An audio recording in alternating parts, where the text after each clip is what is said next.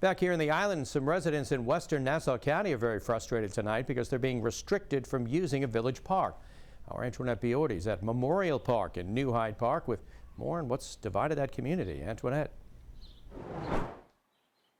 Well, Doug, let me show you this sign right over here outside of Memorial Park. It says that you need a village ID to enter the park. Well, some parents made their voices heard today. They're upset that their children who live outside of the village will now have to pay to play.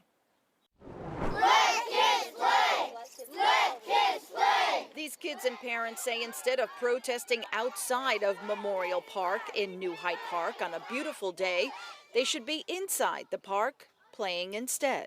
We still want to go into the park to have fun with your friends, but you can't because it's blocked off and you need an ID. Henry Dirks and his friends say they don't have a village ID because they live in the town of Hempstead and North Hempstead, which borders the village. In order for them to use the park, a policy now being enforced calls for parents and children who are not residents of the village to pay $10 per person per day. It's $40, and let's be realistic. How long do kids come to a park for? 45 minutes, an hour at best, and then they move on. They go somewhere else. I honestly don't understand why we have to pay to play.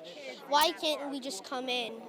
Because that's how it used to be. But village residents say they pay higher taxes to have access to Memorial Park, and their taxes went up by 15% this year. The village is the village, and we pay for the village.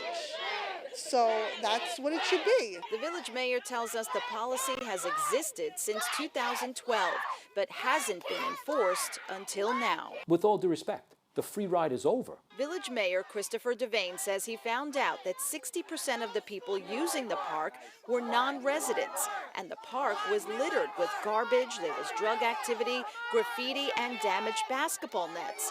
He says $500,000 worth of improvements were made, and now he says the park is more safe and secure. If we allow everybody in the park for free, and yet only my village residents pick up the tab, the cost, the maintenance, all of these new improvements, close to $500,000.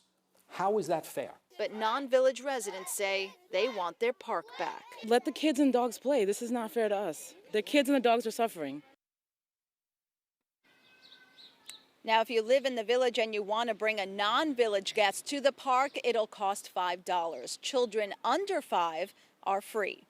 In New Hyde Park, Antoinette Biordi, News 12, Long Island. Doug? Okay, Antoinette, thank you.